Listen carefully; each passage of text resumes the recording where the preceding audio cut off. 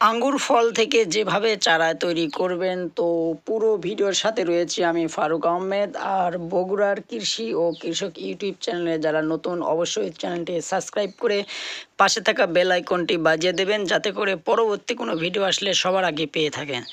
তো বন্ধুরা দেখুন, সর্বপ্রথম আমাদের কিছু ফ্রেশ আঙ্গুর ফল নির্বাচন করতে হবে এবং সেখান থেকে তার বোটাযুক্ত অংশ কেটে নিতে হবে। তো কেটে নেওয়ার পরে আমরা যে ওয়ান টাইম গ্লাসগুলো ব্যবহার করি, এখানে আমরা 3 থেকে 4টা ওয়ান টাইম গ্লাস ব্যবহার করব।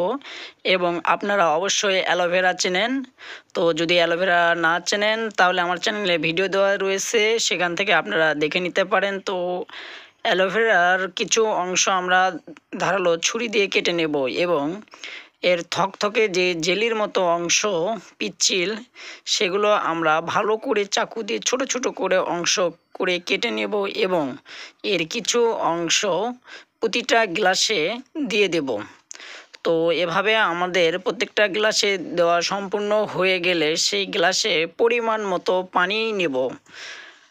অল্প একটু পানি নেওয়ার পর সেই প্রত্যেকটি গ্লাসটি পানিপূর্ণ হওয়ার পর পিক টুথ বলে চেনেন আপনারা, যেগুলোকে আমরা গ্রামের ভাষায় খিলিম বলে থাকি। তো খিলিমগুলো আঙ্গুর ফলের উল্টো দিকে, অর্থাৎ যেদিকে বোটা থাকবে তার বিপরীত দিকে আমরা ভেতরে দিয়ে নেব।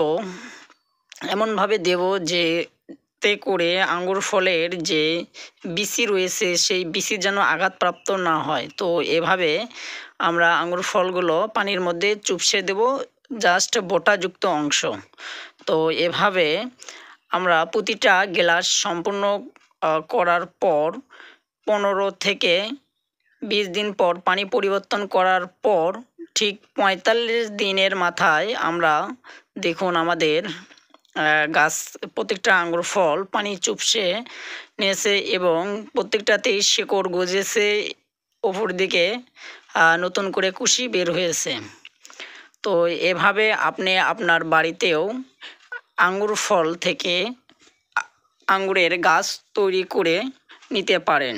তো এখন আমরা এই আঙ্গুর ফলের গাছটি একটি টবে রোপণ করে দেব এবং সামান্য ভিজা মাটি নেব আগে থেকেই, দিয়ে সেটু শুধু শিকড়টুকু একটু জাস্ট পুঁতে দেব, দিয়ে অল্প একটু হালকা পানি দিয়ে দেব যাতে মাটিটা ডেবে যায়।